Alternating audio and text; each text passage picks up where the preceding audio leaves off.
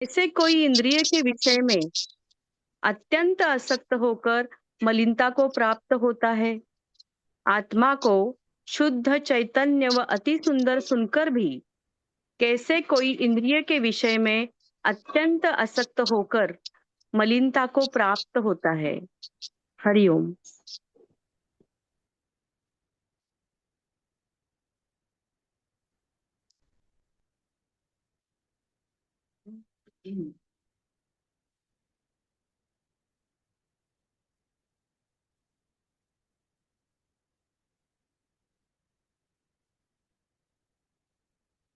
कोई चरम चक्षु से आत्मा को नहीं देखा है,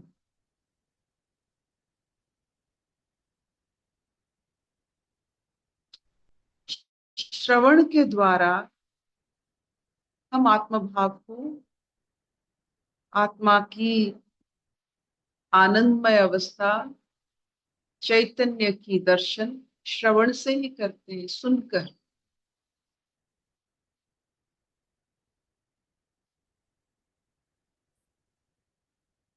ये जो शब्द है बहुत सारे तरीकों से हमारे जहन में घुलती है।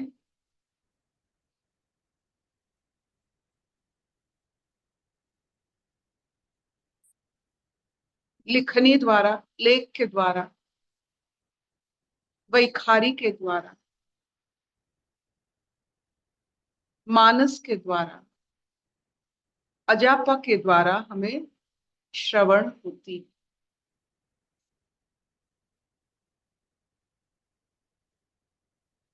तो ये शब्द के माध्यम से हम आत्मा को आत्मा आनंद में स्थित होने की भाव उत्पत्ति हो सकती है शब्दों के माध्यम से।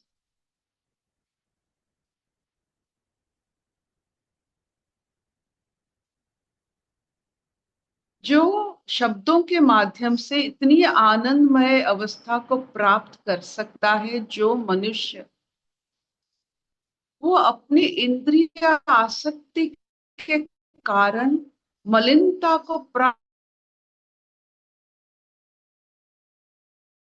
कैसे हो सकता है? मनुष्य की तुच्छ भाव, इंद्रिय आसक्ति, प्रजनन क्रिया में अपने आप को नियोजित करने वालों के लिए ये बताया गया है।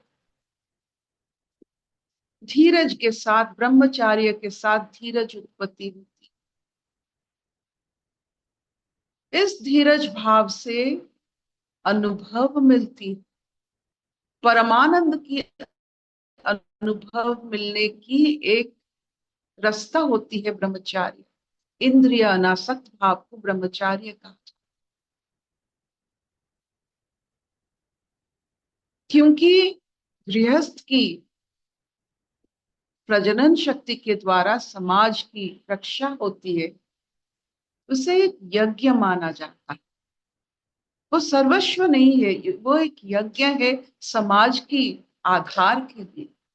सब कोई अपने आप को निछावर करते हैं समाज रक्षा के कारण, अपने प्रजनन शक्ति को बढ़ाते हैं। लेकिन उस भाग में अपने आसक्त हो जाना, धीरज खो देना, जो जल्दी जल्दी शरीर से सुख प्राप्त करने की इच्छा रखते हैं, वो अपना धीरज समाप्त करते हैं। और इस धीरज समाप्ति से परमानंद की अनुभूति नहीं हो सकती है, धीरजता से ही आनंद की अनुभूति होती। आप देखिएगा, जो जो धैर्यवान नहीं होते हैं, वो आनंद अनुभव करने की उनमें क्षमता नहीं होती। सबके लिए समय चाहिए। कोई भी फल पकता है तो समय चाहिए, स्वाद के लिए समय चाहिए। और ब्रह्मचार्य से ही धीरज शुरुआत होती है। धीरज और कहीं से नहीं आती है, इंद्रिय की सुचारू भाव से उसे नियंत्रण करके बड़े प्यार से, बड़े सम्मान से इंद्रियों को रखना एक बहुत बड़ा हम पर एक बोझ तो नहीं कह सकते हैं, एक तपस्या है।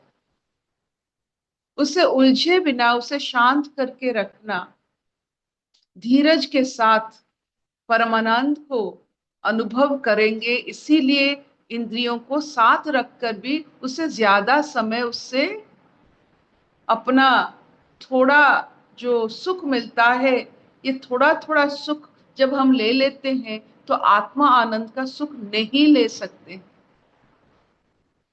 जैसे थोड़ा थोड़ा सोने से आप पूरा नहीं सो पाओगे, थोड़ा थोड़ा खाने से आप भूख नहीं लगेगा, थोड़ा थोड़ा इंद्रिय आसक्त होकर उससे जो अनुभव होती है उसको अगर हम अनुभव करेंगे तो आत्मा आनंद अनुभव नहीं हो सकता है।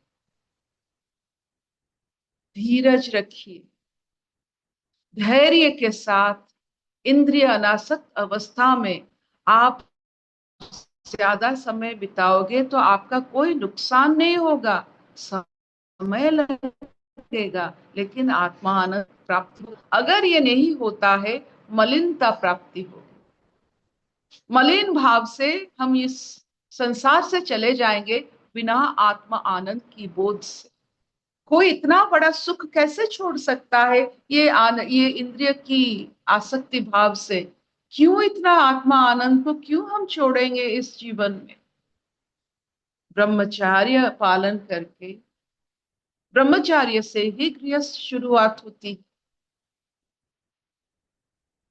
धीरज के साथ अपने हर इंद्रियों को साथ रखते हुए उससे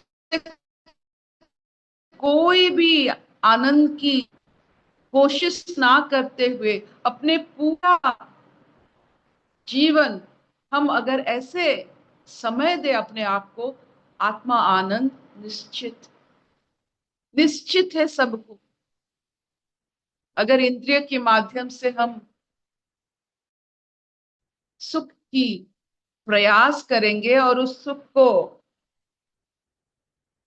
अनुभव करेंगे बार बार, हम आत्मा आनंद से बहुत ही अलग दिशा में, मलिन दिशा में अपने आप को पाएंगे।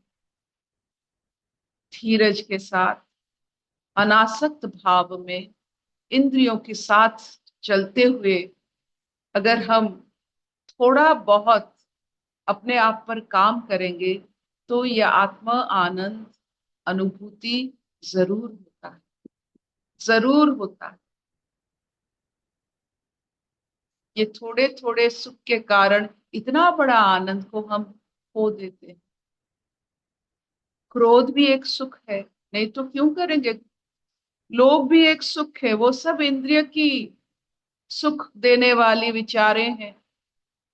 इससे थोड़े थोड़े जब हम अनुभव करते हैं आत्मा आनंद से दूर चले जाते हैं।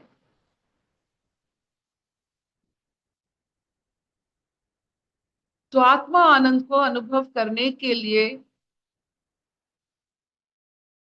अनासक्त भाव से धीरज के साथ अपना जीवन निर्वाहित करना है।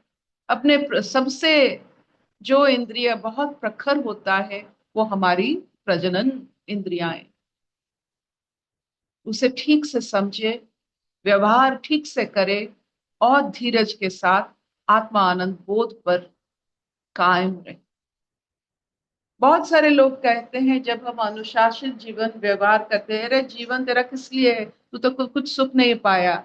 धीरज रखिए, जो संसार के सुख से विमोहित रहते हैं उससे जो सुख मिलता है वो कोई नहीं समझ पाएगा। जो उस अवस्था में रहेगा वही सिर्फ समझ पाएगा, वो आत्मबोध का आनंद। सबसे जो कहते हैं विरल और सबसे चैतन्यपूर्ण संपूर्ण पूर्णता का आनंद, और उसमें एक बार पहुंच गए तो ये छोटा छोटा आनंद कुछ नहीं लगता है उसके सामने।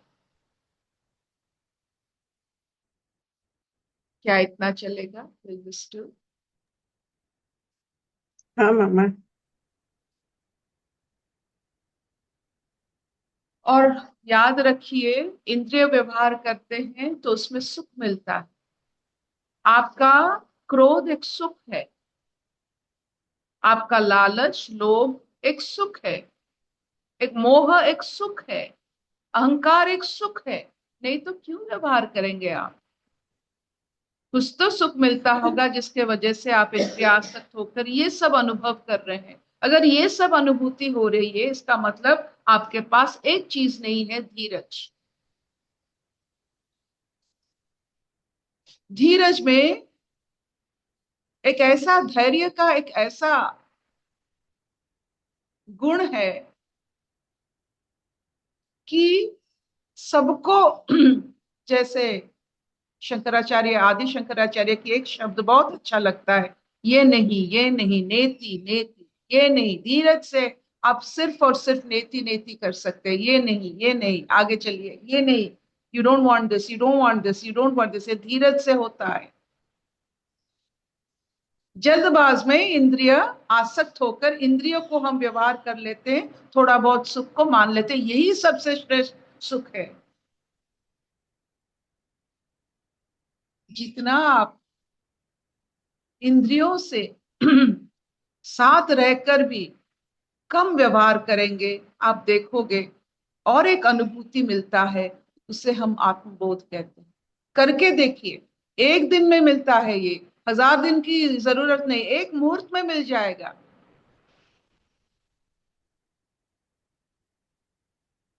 अशतो मान सद्गमय, तमसो मान ज्योतिर्गमय, मृत्युर्मां अमृतंगमय। सर्वे सुखिनः सन्तु, सर्वे सन्तु निरामया, सर्वे भद्राणि पश्यन्तु, मा कश्चित् दुःखभाग् भवेत्।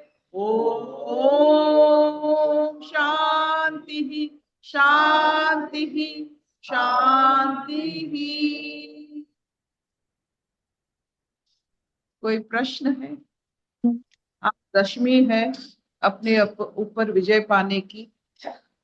नवरात्रि की जो व्रत रखते हैं, ये 10वीं तक अब धीरज के साथ ये 9 दिन काटते हैं कि अपने ऊपर कोई भी गुण के ऊपर आप काम करें, विजय प्राप्त करें।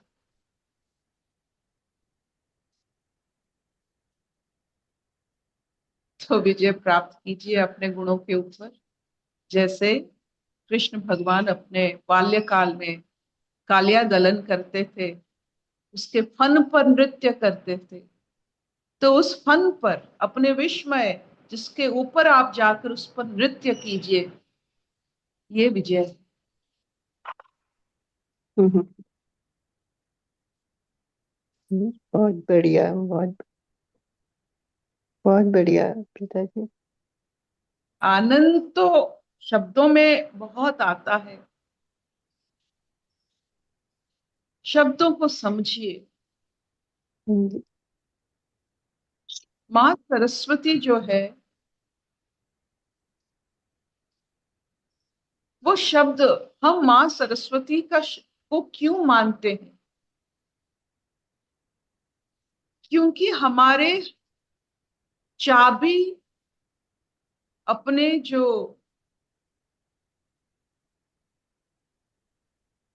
जैसे दीप में लौ होता है, हम में भी लौ होती है। दीप की लौ घृत से बनती है, हमारी लौ शब्दों से बनती है। आप जो शब्द को व्यवहार करते हो, उसमें आप कायम रहते हो, आपका लौ वैसा ही है। बहुत अच्छा, बहुत शब्द ही की तरह मानिए। सच। थैंक यू मामा, थैंक यू। बहुत